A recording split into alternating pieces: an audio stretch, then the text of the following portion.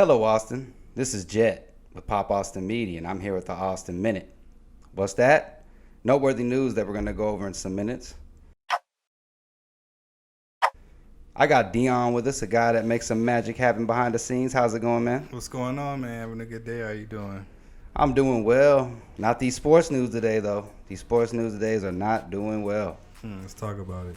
Well, if you didn't know about the tragic passing of Jake Ehlinger earlier this year, I'll let you do some reading on that if you don't know. But he died of Xanax laced with fentanyl, which fentanyl, from what I believe that I read, is 50 to 100 times more powerful than morphine.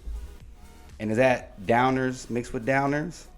Yeah, I mean, well, the problem is just in this example is that I'm assuming he bought some Xanax, but I'm sure he was unaware that it was laced with fentanyl, which makes it so much stronger, and he thinks he's taking a certain dosage when it's really so many more times that.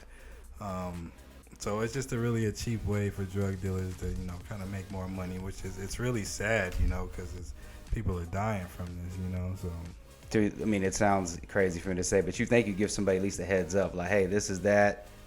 Yeah, exactly. Go easy on it. And when you don't, that's where it gets messed up. Yeah. I mean, lacing stuff with anything is wild to think about. Yeah, it's crazy, but it's off topic, but it goes back to the legalization of weed. I think a lot of athletes try to find ways to hide from the drug test, so they take pills and things like this happen. But if marijuana was an option, it's a healthy option.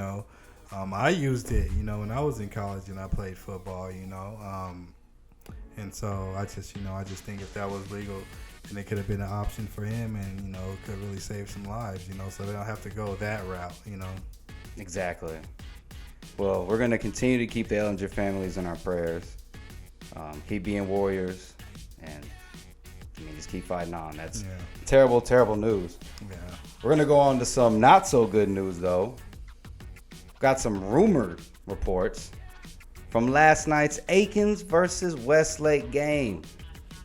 Westlake won 55-6, but Aikens players said that Westlake players are throwing racial slurs their way. N-bombs, you name it.